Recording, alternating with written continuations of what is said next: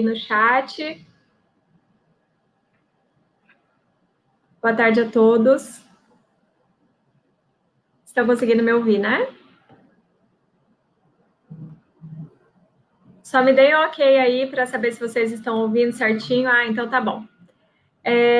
Bem, agradeço desde já a presença de vocês para a nossa última palestra desse ciclo de palestras sobre LGPD. Hoje, a missão não é tão fácil, né? A gente vai falar sobre os aspectos práticos da LGPD no âmbito hospitalar e desde já agradeço a participação de vocês antecipadamente com envio de perguntas, dúvidas que vocês têm aí no dia a dia, dentro do hospital, nas atividades. E vamos hoje tentar resolver um pouquinho dessas dúvidas. Desde já, deixo claro aqui que a posição que vai ser explanada aqui durante a palestra, nessa nossa conversa aqui, não é uma posição oficial da EBSER. Tanto que a gente já vem falando no decorrer dessas 4 palestras que existe a implantação da LGPD, a implementação da LGPD nos hospitais universitários. A EBSER-SED também está fazendo essa implementação. Muitas coisas ainda serão resolvidas, documentos agora estão sendo confeccionados, inventário de dados, relatório de impacto, muitas normativas internas acerca da LGPD e como vai ser o dia a dia no hospital ainda estão por vir. Por isso que hoje a gente vai fazer aqui é tentar esclarecer um pouquinho de como deve ser o andamento do profissional nessa transição, quais as preocupações que vocês devem ter com relação a isso. E algumas das perguntas que também foram enviadas, não caberia agora no momento responder. No final, a gente vai fazer um esclarecimento a respeito disso, para deixar claro para vocês, assim, o que poderia ou não, quais são os aspectos, tá? Mas eu tentei abordar aqui nessa explanação a maioria das questões que foram enviadas. Bem, para começo de conversa, a gente precisa relembrar alguns aspectos que já foram tratados naquela nossa primeira palestra, nossa primeira conversa, a respeito de algumas questões que falam sobre dado pessoal, quem seria o controlador e o operador. Para relembrar, então, dado pessoal é qualquer informação que tenha relação com uma pessoa natural. Por que eu estou fazendo essa lembrança novamente? Porque durante esses dias eu tive alguns questionamentos de colaboradores na dúvida se dados de empresa seriam ou não dado pessoal. Dados de empresa, pessoa jurídica, não é considerado dado pessoal. A LGPD, ela trata dado pessoal como toda informação relacionada a uma pessoa natural, uma pessoa física, aquela que eu posso identificar no momento, né, que ela já é identificada, ou uma pessoa identificável. O exemplo que a gente passou naquela palestra foi, por exemplo, uma placa de um carro, o número de um cartão de crédito. Se eu junto com outras informações, eu consigo identificar uma pessoa posteriormente. E aí é considerado dado pessoal.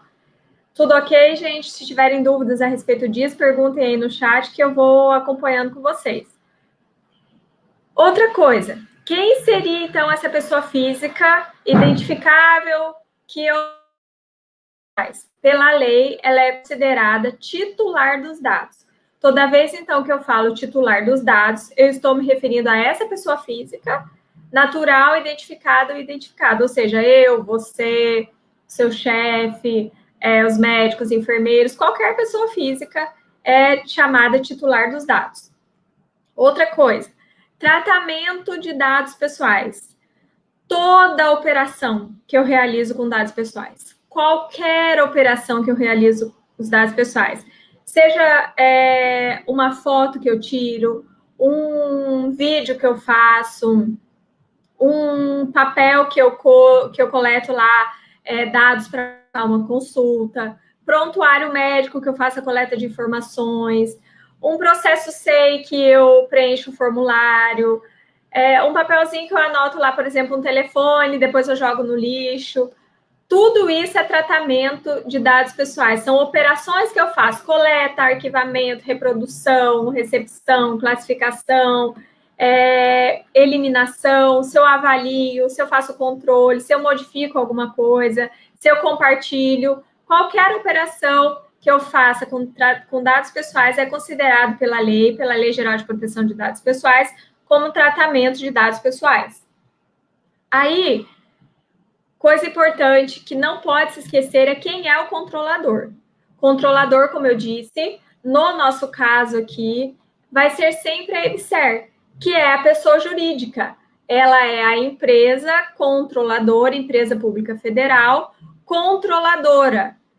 Por que, que a EBSER é a controladora? Porque, pela lei, compete a ela as decisões referentes ao tratamento de dados pessoais, ou seja, vai ser a EBSER quem vai determinar como vão ser tratados os dados pessoais no âmbito dos hospitais universitários federais, como que eu vou fazer a coleta, quais os sistemas que eu vou utilizar, como que eu vou fazer o compartilhamento, em quais as hipóteses, quais são as finalidades, quais são as bases legais, ou seja, como eu vou tratar esse dado pessoal dentro da instituição é determinado pelo controlador. No nosso caso, aqui, a EBSER é a controladora. Tudo referente a dados pessoais vai ser determinado. Por isso que eu disse no início aqui, essa posição e o que eu vou falar hoje não é oficial da EBSER. Por quê? Porque a EBSER ainda está com isso.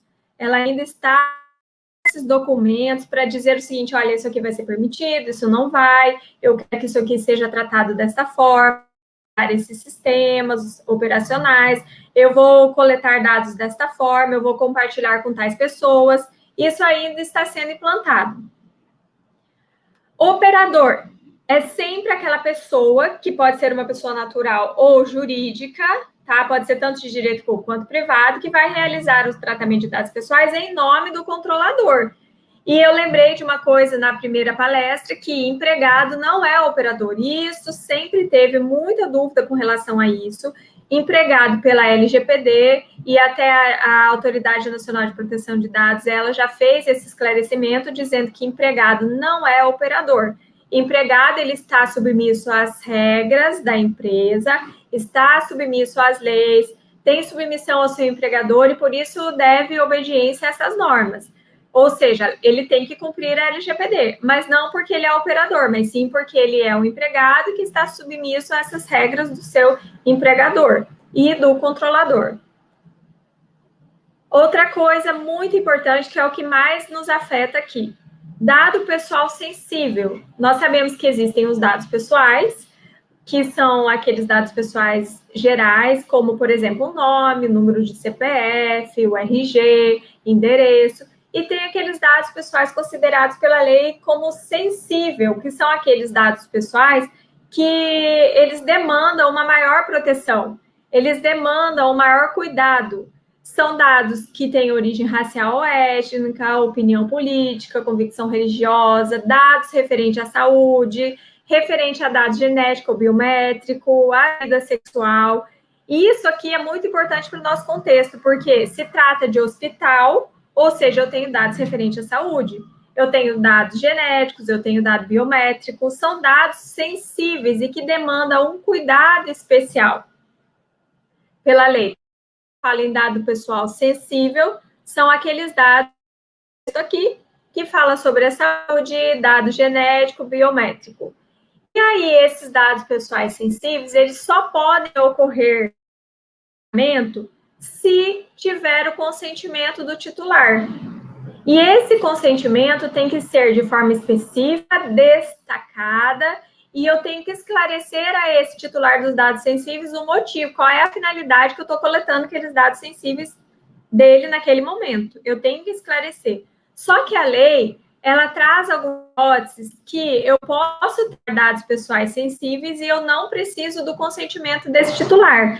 Quais são as hipóteses? O que eu venho destacar aqui é, por exemplo, quando a administração pública, que é no caso da EBSER, ela vai executar políticas públicas previstas em lei, ou seja, na sua lei de criação ou em regulamentos, que prevê esse tratamento de dados pessoais sensíveis. Como a EBSER tem na sua competência da lei de criação assistência à saúde, assistência aos hospitais, né, a gestão de hospitais universitários federais, ela tem na sua competência essa execução de políticas públicas. Por isso, nesses casos, não precisa do consentimento do titular. E aí, algumas questões começam a aparecer que foi da contribuição de vocês que eu montei essa fala a partir de agora. Ou seja, quais são as questões, quais são os problemas mais enfrentados pelos profissionais e trabalhadores da saúde e que têm alguma relação com a Lei Geral de Proteção de Dados. A primeira dela, muito comum, existem muitas dúvidas, é a respeito se o profissional pode utilizar, por exemplo, de uma visita virtual, através de uma ligação por vídeo, para familiares de pacientes internados. Ou seja, eu estou lá agora, isso com a pandemia do coronavírus, isso virou uma coisa comum e corriqueira nos hospitais. Médicos, enfermeiros que fazem lá ligações, contatos, alguns hospitais os pacientes ficam com os celulares e eles mesmos entram em contato com a família. Só que muitos problemas começaram a surgir, porque às vezes um paciente está lá internado e do lado dele tem outro colega, outro paciente que não está muito bem, e acaba daí aparecendo a imagem dessa outra pessoa em fotos. No início da pandemia foi muito comum compartilhamento no WhatsApp, por exemplo, de enfermarias de hospitais públicos lotados de gente com coronavírus, sem nenhuma restrição, sem a pessoa saber, a pessoa passando mal, sem saber o que estava acontecendo, e as suas imagens aí rodando o mundo com relação a isso. E a empresa, ela precisa ter um cuidado, o hospital ela precisa ter um cuidado como gestor com esses dados pessoais e com essa forma do profissional agir. Por isso, eu posso ou não posso ter uma visita virtual? A análise aqui vai ser com relação à Lei Geral de Proteção de Dados. Eu posso dizer que é possível fazer, sim, uma visita virtual, só que eu preciso ter algumas premissas. O gestor, ele precisa observar algumas premissas para que haja uma regularidade nessa visita virtual. Por exemplo, eu tenho que prevalecer nessa visita virtual a vontade do controlador sobre o assunto. Eu tenho que chegar para o controlador e falar assim, olha, eu posso fazer a visita virtual, você quer que eu faça? Como vai ser a visita virtual aqui no Hospital Onofre Lopes?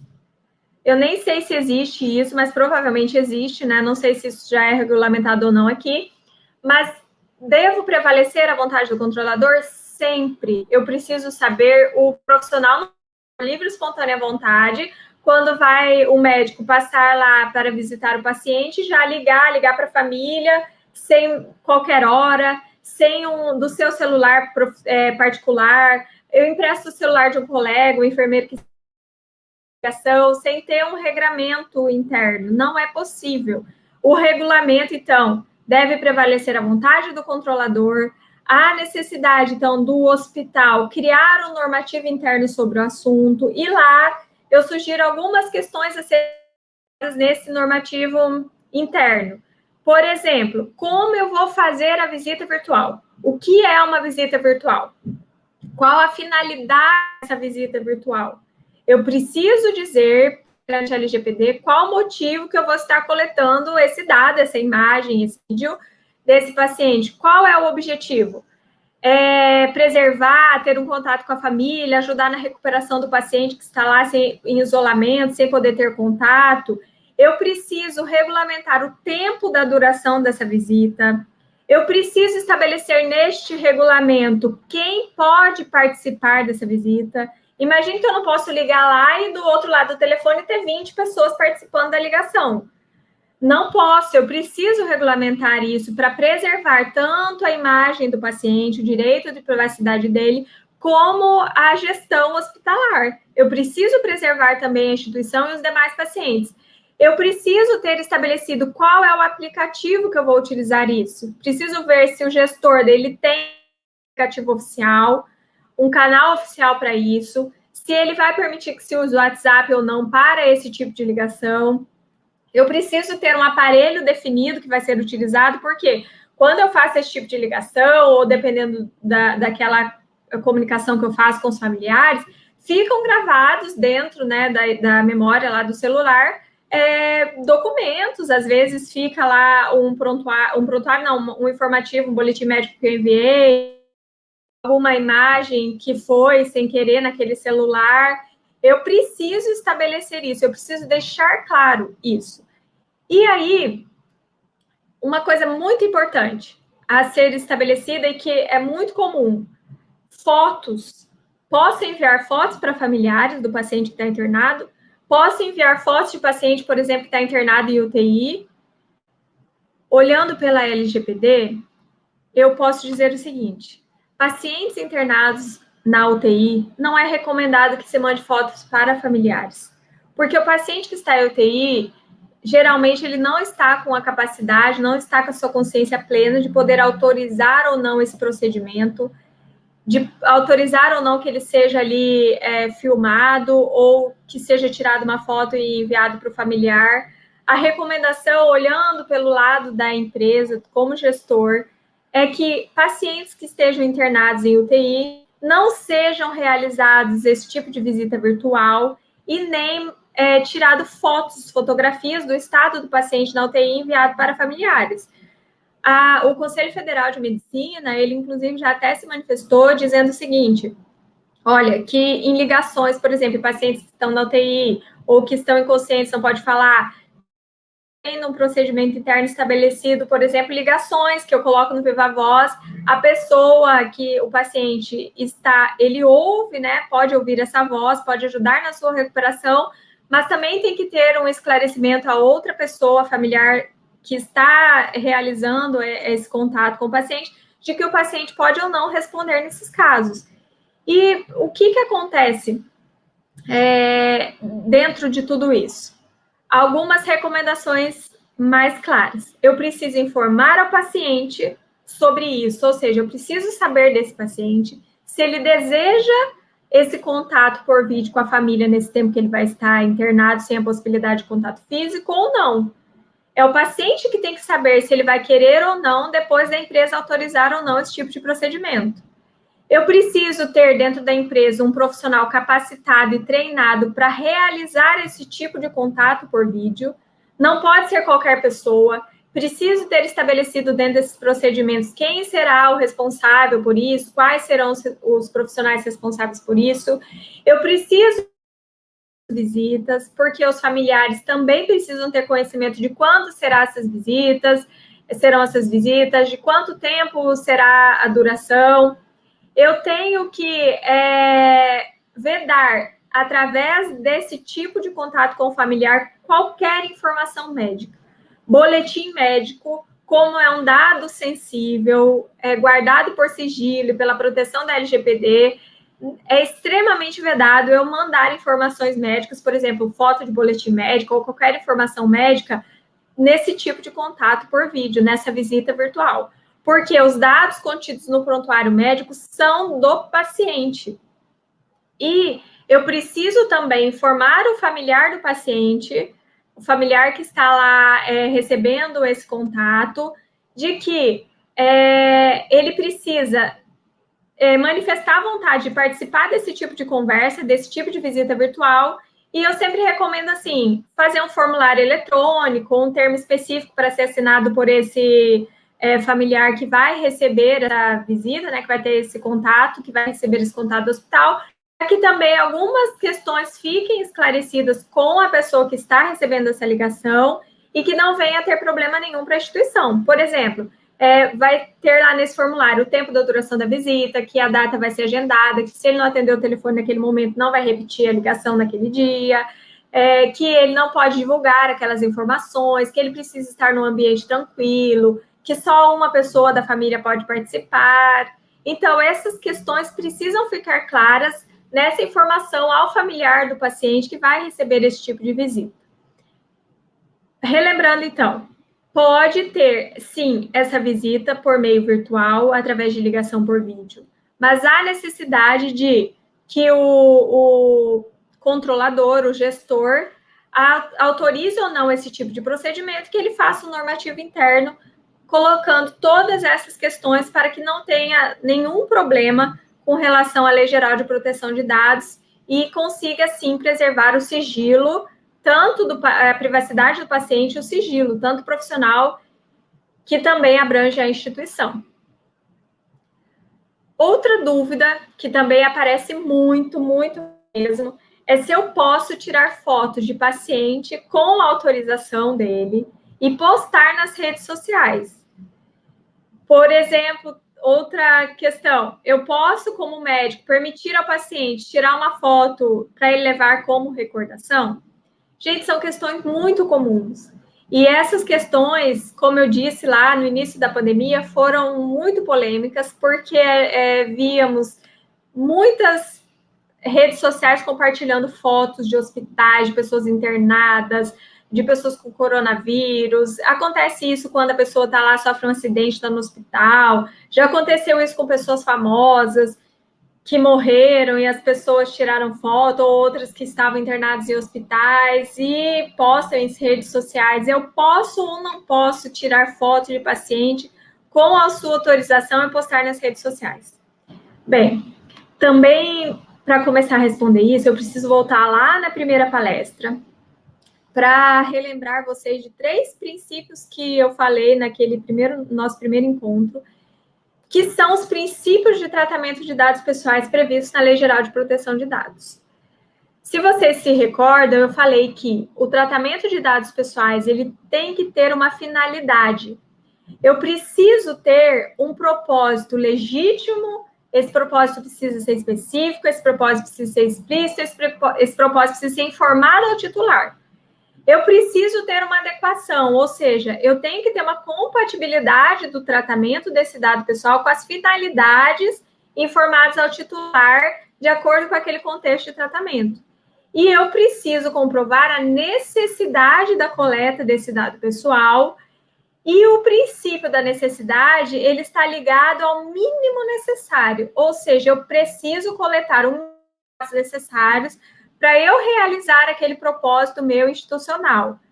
E trazendo para a questão aqui das fotos e postagens em redes sociais.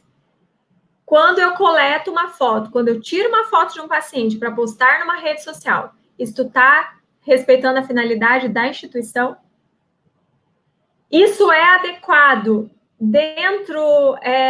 tem proporcionalidade eu tirar uma foto de um paciente para postar na minha rede social ou compartilhar por aí em redes sociais? Está de acordo com a finalidade da instituição?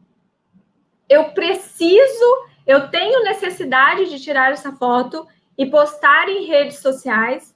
Ou seja, se o princípio que está na LGPD é do mínimo necessário, eu acredito que tirar uma foto de um paciente para postar em redes sociais não está de acordo com esses princípios, da finalidade, da adequação e da necessidade. O gestor, então, e os profissionais precisam entender que quando se tira uma foto de um paciente para postar em redes sociais, isto não está de acordo com a finalidade e com a necessidade. Por quê? Quando eu sou um profissional, eu sou submisso, como eu disse, aos superiores. Eu devo obediência aos superiores. Eu preciso saber se os meus superiores, eles concordam ou não com esse tipo de comportamento. E aí eu volto aqui. Quando eu tiro foto e posto em redes sociais, pela Lei Geral de Proteção de Dados, se eu faço parte de uma instituição de saúde, e isso aí só tem a ver com divulgações em redes sociais, não está respeitando a finalidade da minha instituição, não está adequado com o tratamento de dados quando eu coleto, e não é necessário para que eu exerça aquela minha finalidade, ou seja, não é necessário eu tirar uma foto de um paciente para que eu possa fazer o tratamento de saúde dele, que é a finalidade institucional do hospital. Se não está dentro da necessidade, da adequação e da finalidade, pela Lei Geral de Proteção de Dados, eu não posso fazer esse tipo de postagem. Eu não posso tirar a foto do paciente e postar, mesmo com o consentimento dele. Por quê? Mesmo que o paciente consinta, o fato de o paciente consentir não tira, ou seja, não exclui que você está submisso às vontades do controlador, às vontades do seu empregador. Se o seu empregador não permite esse tipo de comportamento, e acredito que com a Lei Geral de Proteção de Dados isso vai ser uma coisa que não será possível, você está violando a Lei Geral de Proteção de Dados. Outra questão, que também tem relação com o que a gente acabou de ver aqui, tirar fotos e postar em redes sociais. O uso do WhatsApp. O uso do WhatsApp é uma coisa muito comum dentro do âmbito hospitalar de profissionais de saúde. Existe esse tipo de compartilhamento de fotos, dados pessoais de pacientes, fatos que ocorrem no ambiente do trabalho. Isso é compartilhado através do uso do WhatsApp. E eu posso ou não utilizar esse meio de comunicação. Eu posso ou não compartilhar fotos, dados pessoais, fatos que ocorrem nesse meu ambiente de trabalho. Outra vez eu volto naqueles 3 princípios de tratamento. Eu preciso verificar se esse tipo de comportamento, se esse compartilhamento de fotos, fatos, qualquer outra coisa por meio de WhatsApp, se eu estou atendendo a finalidade, se eu estou respeitando a adequação, ou seja, a compatibilidade desse tipo de compartilhamento com as finalidades da instituição e se há necessidade de fazer esse tipo de compartilhamento. Uma coisa muito importante que acontece é que, no caso da EBSER, a EBSER possui canais oficiais de comunicação entre os seus colaboradores. E eu sempre recomendo aqui, desde o princípio, que esse tipo de compartilhamento, se há necessidade de você tirar uma dúvida com um colega de trabalho ou qualquer outra coisa assim, que seja feito através dos canais oficiais. Que não seja feito através do WhatsApp, que isso seja utilizado os canais oficiais. Por quê? Porque a EBSER consegue controlar, eles conseguem fazer um controle do que está sendo falado ali, controle do que está sendo compartilhado, coisa que não é possível quando se fala em WhatsApp. Por isso, sempre analisem se está ou não previsto aqueles 3 princípios. E aí vem as recomendações. Sempre tem que prevalecer as normas internas da empresa. Eu sempre tenho o dever de obediência e submissão como colaborador. E eu tenho que sempre usar os canais oficiais implantados pela empresa, sob pena de eu como colaborador, ser responsabilizado por não obedecer e não utilizar esses canais oficiais. É importante esclarecer uma coisa aqui, que o Conselho Federal de Medicina, ele também permite o uso do WhatsApp. Talvez por isso muitas dúvidas de médicos e enfermeiros a respeito disso. Se o Conselho Federal de Medicina, ele permite esse uso do WhatsApp, por que eu não posso usar aqui? Porque são coisas distintas. O Conselho Federal de Medicina, ele permite o uso, mas a instituição, ela pode estabelecer normativas internas a respeito de alguns procedimentos. Se a empresa estabeleceu o uso de um outro canal oficial de comunicação entre os seus colaboradores, eu não posso usar o WhatsApp. Eu tenho que dar preferência e tenho que utilizar esses canais oficiais de comunicação, sob pena de colaborador ser responsabilizado pela essa não obediência de uso dos canais oficiais. Outra questão, muito também debatida e bem discutida e que tem muitas dúvidas. Eu posso entregar prontuários médicos com LGPD? A LGPD me impede de alguma coisa, de alguma forma de acesso ou de entrega desses prontuários médicos? Quem que pode ter acesso? Eu posso exigir documentos pessoais para comprovar essa legitimidade e realizar a entrega? Gente, uma coisa que já ficou clara em palestras anteriores é que a LGPD, ela não é uma lei que vem dizendo assim, trazendo um rol, por exemplo, de práticas permitidas ou proibidas pela lei. O que a LGPD faz é trazer quando dados pessoais podem ser tratados, o que eu devo respeitar para fazer o tratamento de dados pessoais. Mas ela não traz assim, olha, você não pode mais compartilhar prontuário médico, você não pode mais pegar um documento de alguém para fazer marcar uma consulta, você não pode mais exigir um documento para entregar um prontuário médico. A LGPD não traz isso em nenhuma área, nem hospitalar, nem empresarial, nem de comércio, ela não trata sobre isso. Então, eu preciso ter na seguinte questão: quando eu entrego um prontuário médico, eu preciso analisar o quê? De quem é esse direito? Quais são os direitos que precisam e devem ser preservados quando eu falo em prontuário médico? Quem pode ter acesso a isso? Não é só na LGPD que a gente encontra respostas para isso. A LGPD, junto com outras leis e outras legislações, vão trazer a resposta a respeito do prontuário médico. E aí eu trago a lembrança da primeira aula. Qual que é o objetivo da LGPD?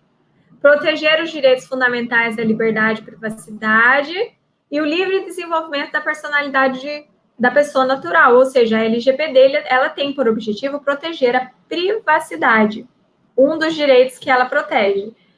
E quando eu falo em prontuário médico, eu tenho também o sigilo profissional, que é um direito previsto também no artigo 5º da Constituição e também previsto pelo Código de Ética Médica, que eu também preciso analisar quando eu falo em prontuário médico.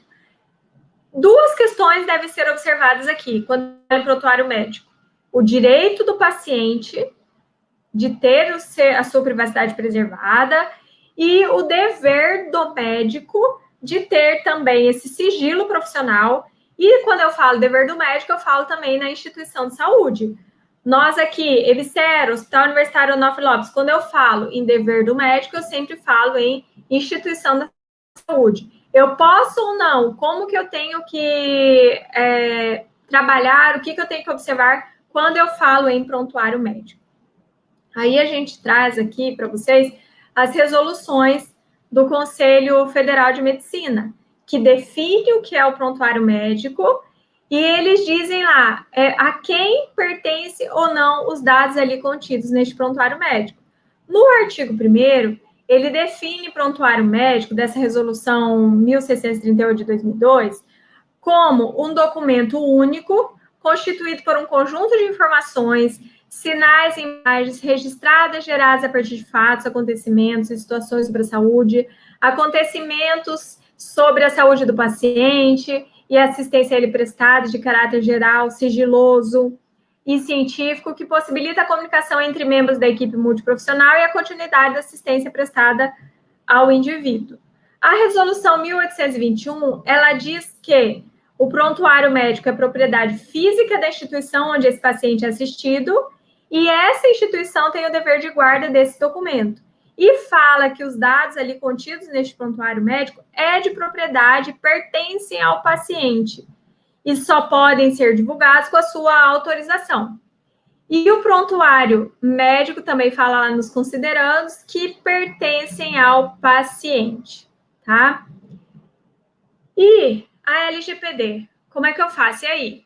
Diante da LGPD, diante das resoluções do Conselho Federal de Medicina, eu posso entregar os prontuários médicos?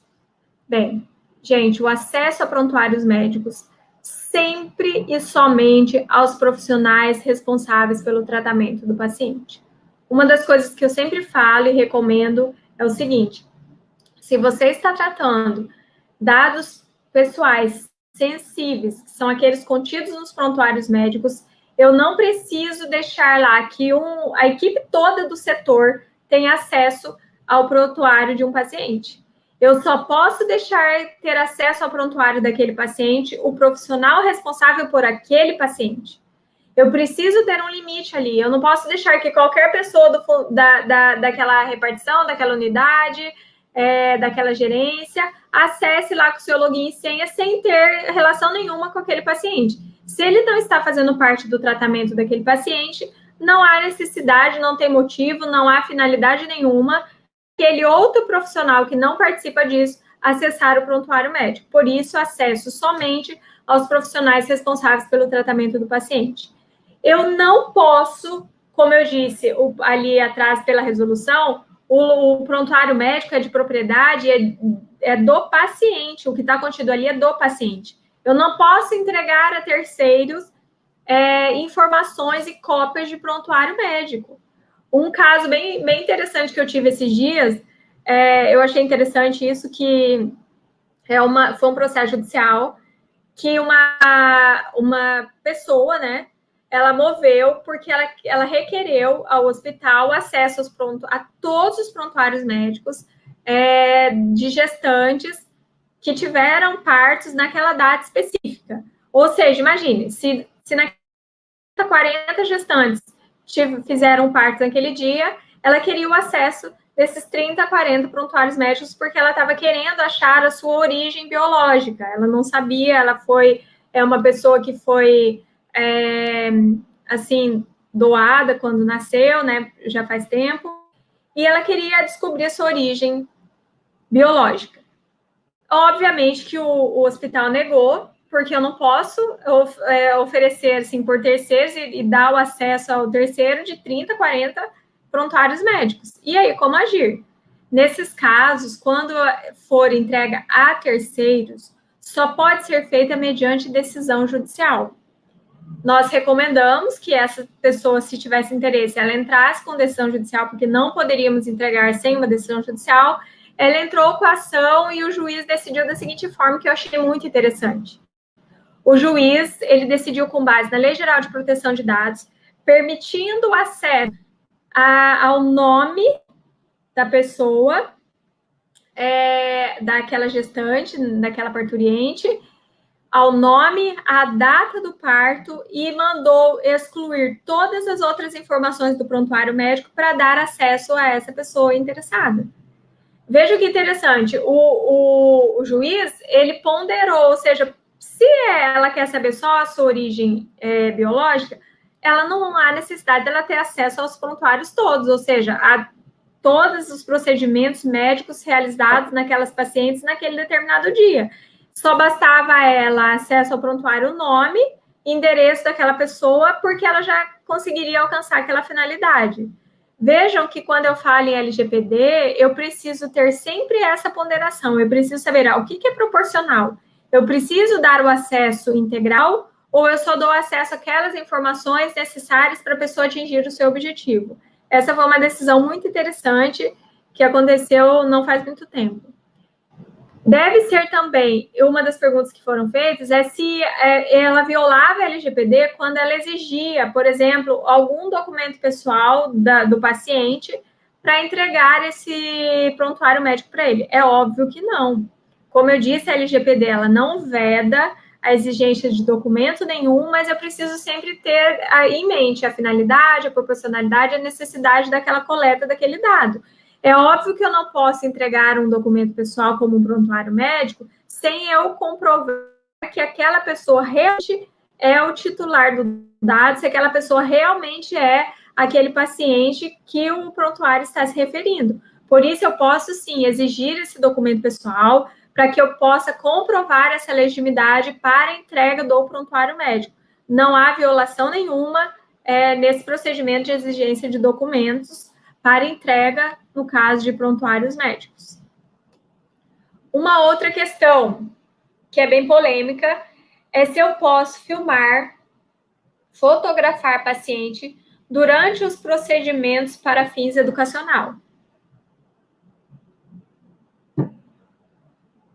E aí, vem algumas recomendações, algumas coisas para que nós possamos refletir.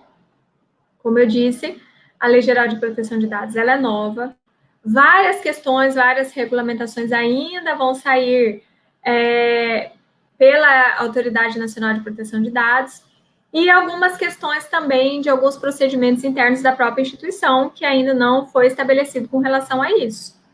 Eu posso ou não posso? Eu preciso sempre ter em mente aqueles princípios que eu falei e, no caso de ser permitido tirar fotos para trazer o caso dentro da sala de aula para discussão, para uma capacitação, para discussão acadêmica ou para fins de discussão ali com residentes, eu sempre recomendo o procedimento interno padrão da instituição, porque eu preciso saber se é ou não a intenção da instituição, do controlador, fazer esse tipo de procedimento dentro. É necessário eu tirar a foto desse paciente para ter... Eu consigo de outra forma chegar à finalidade acadêmica. Há ou não essa necessidade? Há ou não esse equilíbrio? Eu preciso expor o paciente a isso? Sempre recomendo também a autorização do docente ou preceptor para quando esse tipo de procedimento for feito, por exemplo, fotografar um paciente para levar depois para discussões acadêmicas, e sempre preciso de um consentimento livre e esclarecido do paciente. Olha, eu preciso que o senhor assine aqui um termo, se o senhor concordar, que eu vou utilizar a foto desse procedimento que será realizado para discussões acadêmicas. Eu posso levar seu caso às discussões acadêmicas? Eu sempre recomendo esse consentimento livre e esclarecido do paciente. E mais importante ainda, que a própria Lei Geral de Proteção de Dados recomenda. Toda vez que for feito tipo de procedimentos para pesquisas ou estudos, que seja utilizada a anonimização. Ou seja, eu tiro a foto sem identificar o paciente. Eu não tiro a foto do rosto, eu não exponho os nomes.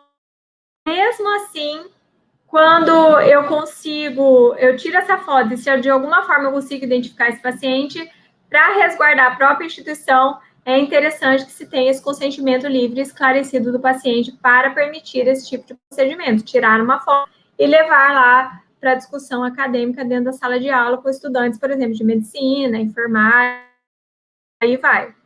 Mesmo que não apareça o rosto, mesmo que não apareça o nome, é recomendável que se exija esse consentimento livre e esclarecido, mas antes de tudo, não basta o profissional chegar dentro lá do consultório médico ou da sala de cirurgia e dizer assim, olha, o senhor autoriza que eu tire uma foto aqui para depois levar lá para os meus alunos? Não é assim. Não é um consentimento verbal. Precisa ser um consentimento por escrito, formalizado, claro, explicado a esse paciente tudo que vai acontecer. Ela precisa ter uma prova de que aquilo ali, aquele ato dela, aquela atitude de fotografar um paciente naquele estado, veio decorrente de uma informação que foi dada ao paciente, de que ele não foi coagido a nada e que ele assinou por livre e espontânea vontade e permitiu que o seu caso fosse levado à discussão acadêmica.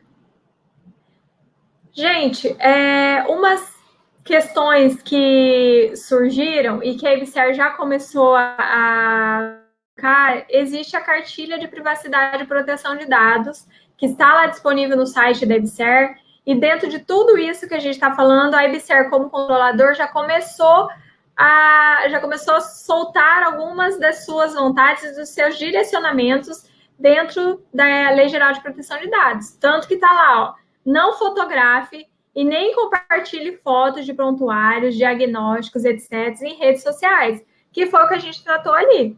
O controlador já se manifestou aqui, olha, eu não acho que é necessário, eu não acho proporcional, então não faça fotos e não compartilhe nada de dentro do hospital e de diagnósticos, prontuários em redes sociais. Cuide do seu login e senha. Tenha com você o seu login e senha para que evite que alguém lá acesse um prontuário que é de sua responsabilidade, faça alguma alteração ou compartilhe indevidamente algum dado pessoal ali sensível. Não compartilhe dados pessoais se não tiver determinação para tanto. Ou seja, o mínimo possível, eu só vou compartilhar se for realmente estritamente necessário, como, por exemplo, aquelas discussões em grupo de WhatsApp, que eu não recomendo que se use os canais oficiais. Banco de dados pessoais requerem maior cuidado dos operadores e utilizar ferramentas corporativas para tratar dados pessoais, que foi aquilo que eu venho falando desde a primeira palestra. Use os canais oficiais. Observe, então, que a EBSER, como controlador, já vem colocando alguns direcionamentos de tudo isso que a gente está falando. Eu recomendo que vocês leiam essa cartilha de privacidade e proteção de dados, para que, se tiver alguma dúvida ali, já vai começar a ser esclarecido.